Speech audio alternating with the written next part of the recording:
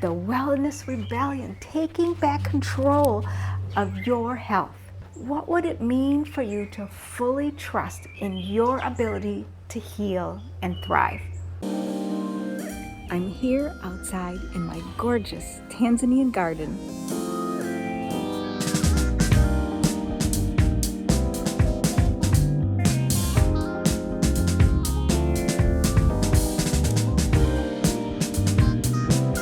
Hi, I'm Opare from Food for the Soul, and here on this channel I share tips and tools you can use to create the whole and healthy lifestyle that you can stick to, that you actually want to stick to, so that you can feel your best and be your best. In my last video, I talked about what I've learned about health and wellness and about life living here in Tanzania for the last 8 years. And in fact, I filmed that video on the very day that I left to go back to the States to visit my family. And I was gone for 7 weeks. I must admit, I was hit smack in the face right away with the toxicness and the unhealthy part of living in America. The opposite of what life has been like for me here. I have always had like metal allergies, and you might notice that I tend to wear the same jewelry all the time. Once I find something that works for me, I just keep wearing it, and for years at a time. And all of a sudden, within a day or two of me getting back to the States, I got a rash under a ring that I have worn for decades, really. And then I began to see other places where I was hitting skin irritations. And I was like, what is going on here? And I recognized that one of the things was that I was using antibiotic soaps a lot. There was other, creams and things like that I was putting on my skin, and I realized that most likely I had disrupted the normal bacteria that was on my skin and put a bunch of other things on my in my system instead. And also, your skin is a way that your body can detox. Like rashes and bumps can often mean that your body is trying to purge itself. So I was getting more bumps. I was getting, it seemed like mosquito bites, but not really. They weren't really going away. I was itching. And so that was like the first clue. And I began to do a little bit of investigation and looking at all the various chemicals that we are exposed to on a day-to-day basis in America when we are using the types of products that are promoted to us as what we need in order to look good, to have healthy skin, a beautiful skin, get rid of acne, take care of your hair, be protected from the sun, all these things. And I was in my daughter's shower, and I just looked at the back of a bottle of, it was supposed to be like a gentle acne cleanser. And there were some like 19 or so chemicals in it. And then, on the shampoos, more chemicals. I looked at the back of a tube of toothpaste, and it says active ingredient fluoride, but it didn't say what else is in there. So who knows how many chemicals are in that? Looking at the back of like packaged food boxes, breads and sauces and rice mixes and things like that, snacks, and it was just chemical. And I realized how much chemicals are just in the everyday life. I wanted to like really do a study about it, but I didn't really have the time or the energy to do so, to really get a sense of like how much chemicals does the average person put in their system. Now, I mean, that's not natural. Now, these products are promoted to us on a daily basis, on TV, on the radio, in magazines, and they're supposed to be things that are going to help us look better, feel better, age better, get rid of wrinkles, get rid of acne, make your hair look nice, make your food taste good, but they're not healthy things. So that was the first thing I noticed. What are the toxic things that you've noticed in your life? And I don't just mean physically toxic like the chemicals, but mentally toxic, emotionally toxic, spiritually toxic. What are the toxic things? Then my cravings kicked in. All of a sudden, okay, here I can get, raisin bread and all these things that I don't normally eat here. And so I started to eat things like that. I did also a video last year when I was there. I did another video about what we can do to help combat some of these things. And you can see that here.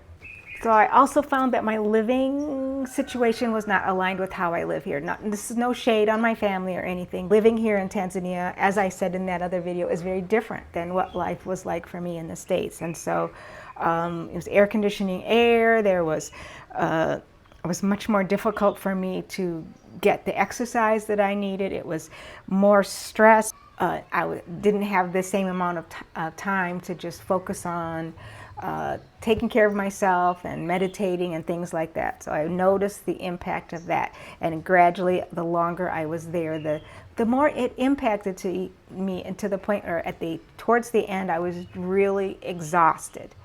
I also noticed how many people around me, many of them younger than me, much younger than me, some were on medications, were overweight, had diseases they were struggling with. And it was just like that was the norm, that most people are going to end up with some kind of chronic disease. It's just normal. Also, the stress levels were very high for the people that I was around. The stress from work, stress from family, stress from bills that need to be paid, just stress, stress, stress. And the messages in the news about, new variations of this disease or this thing that's going to happen, and with the election that's going on, and it was just stress, stress, stress. And I was just so ready to come back to Tanzania at the end of my visit. I love my family. I enjoyed spending time with my grandkids and with my daughters and other family members, but I was so ready to come back home. The main messages that I think that are spread there, that are like put out there, is that you are not enough. You're not pretty enough, you're not young enough, you're not old enough, you're not rich enough, you're not smart enough, you're not thin enough, or whatever enough, healthy enough. And the only way to get to be enough is to buy this. You need to reach outside of yourself and get this thing so that you can be enough. You need to put this cream on your face. You need to wash your hair with this thing. You need to eat this type of food. You need to take this kind of supplement. You need to do these things, get these things. You need this medication. You need this exercise program. You need this job and this amount of money, and to do this on your social media. You need these things in order to be enough. This is the message that seems to me to be the 24/7 message.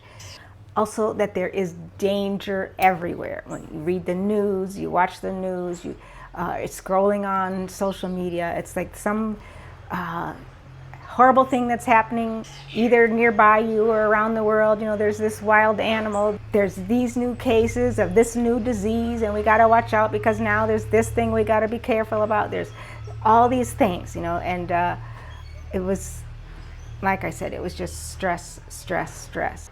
It denies that your body and your mind are a miraculous self-healing organism that can heal itself and keep itself healthy without all those things out there.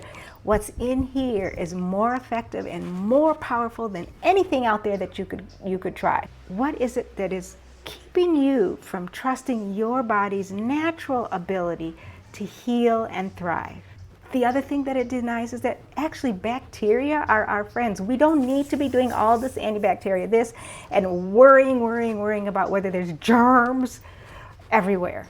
Our bodies, again, have the ability to fight that stuff, and really these bacteria are a part of keeping our body healthy. Our body uses these bacteria to do the various functions that it has. And as we're exposed to different things, then our immune systems can learn what's dangerous and what's not, and can fight the things that it needs to fight. So bacteria are not our enemies. It denies the notion that natural is almost always better. Our own body's natural healing, natural foods, being out in fresh air, these things are cheaper, for one, which is why they don't want us to use those things.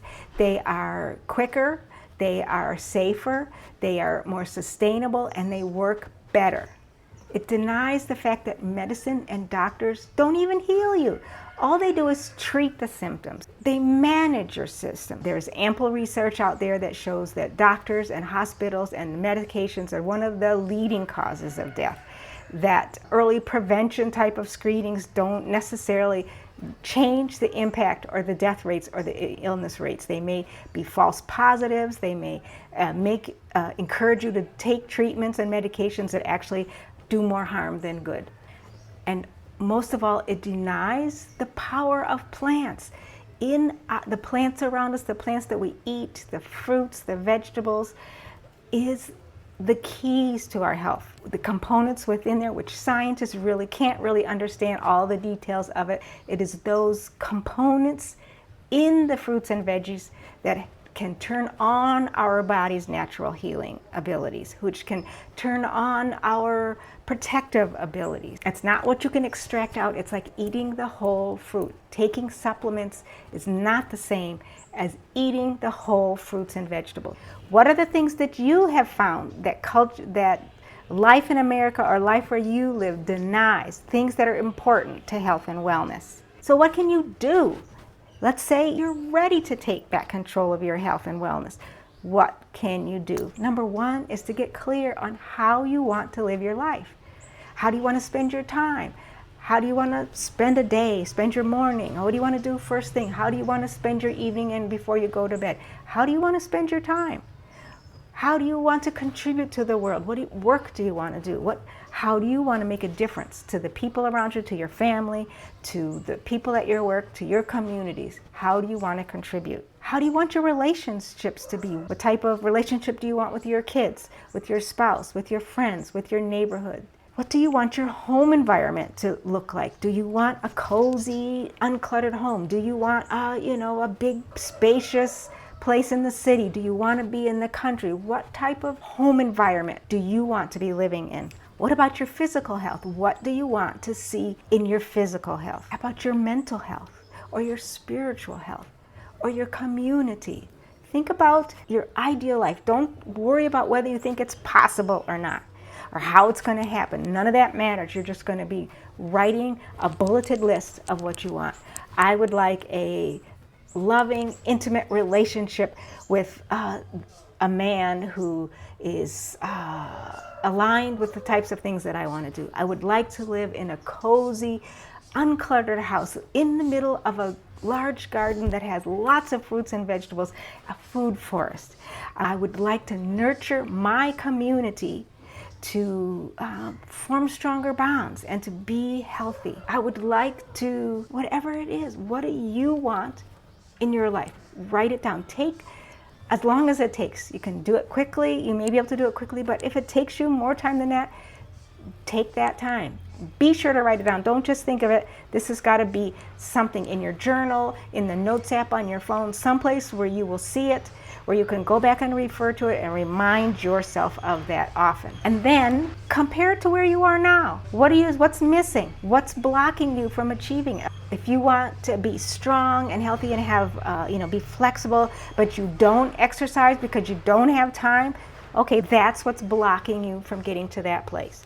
If you want to have close relationships with your friends, but you don't make time in order to be with your friends, there's another place. For each one of those things, or at least, the ones that are most important for you to address right away, what are the things that are blocking you from getting to that place? Next is, how can you begin to move closer?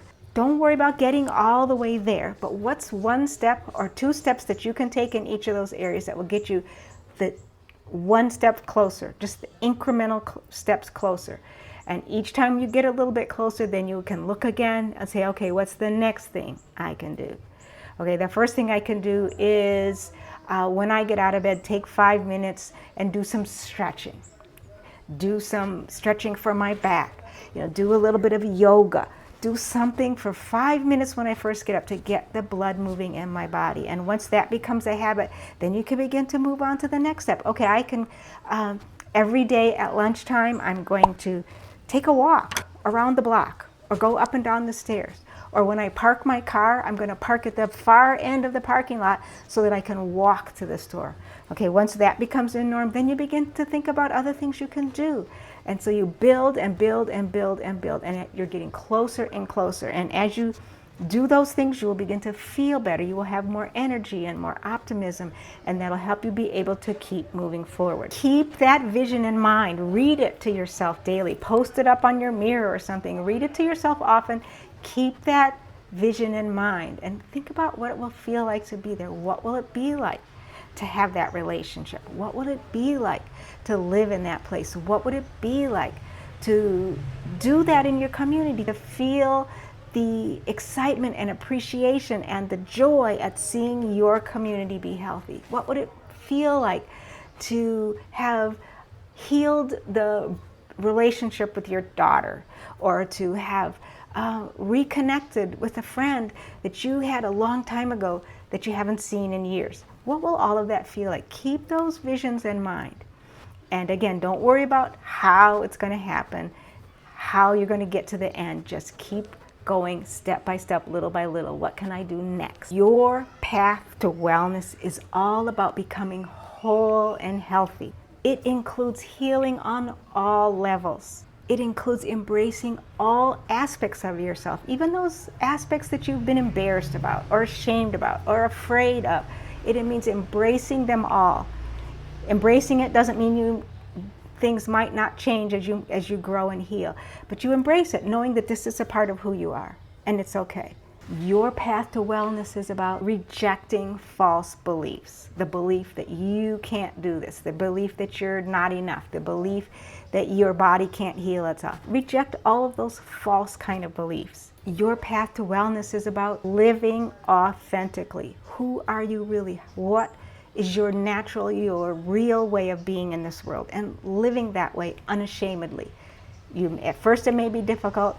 As you step into it more, take one step closer to it, and you begin to see that people don't reject you, or those who reject you, maybe you don't need them in your life, but people who are in alignment with who your whole and healthy self will embrace you, will appreciate you more, and you will become actually a beacon of hope, a inspiration for other people to also embrace their authentic selves. Your path to wellness is about creating a sustainable lifestyle that embraces all areas of your being. You can't just focus on one thing and ignore all the rest. It's very difficult to stick to a healthy lifestyle if you're stressed out and work is not helping you out. It's very difficult to have good relationships with your children if you're so tired at the end of the day, or if you're worried about your physical health. So all of those things, we need to embrace all of those things. That's what whole and healthy means. We need to focus on every aspect of ourselves. And when you do, it allows you to thrive and fulfill your potential and actually be the person that you came onto this earth to be, to bring your gifts out into the world and make a difference for your family, for your community, for the world, for yourself, and to be your beautiful, powerful, badass self. I challenge you today to begin creating your ideal whole and healthy life list. I'd love to see what some of the things are on your list. Feel free to post them in the comments below. If you're interested in getting some help in taking back control of your health, starting your wellness rebellion, I would love to help you. Look below for how you can schedule a free consultation, and let's talk about how to help you get there. Watch this video for ways to battle your cravings and be able to stick to your whole and healthy lifestyle goals. That's it for today. Kwaheri. Goodbye.